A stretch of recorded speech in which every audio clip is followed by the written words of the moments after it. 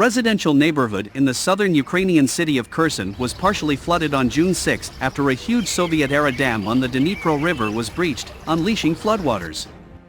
Video by local broadcaster Suspiln showed floodwaters reaching houses and flowing down streets.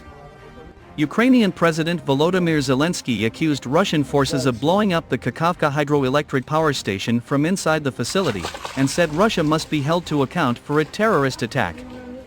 A Ukrainian military spokesperson said Russia's aim was to prevent Ukrainian troops crossing the Dnipro River to attack Russian occupying forces. Russian installed officials gave conflicting accounts, some blaming Ukrainian shelling, others saying the dam on the Dnipro had burst on its own.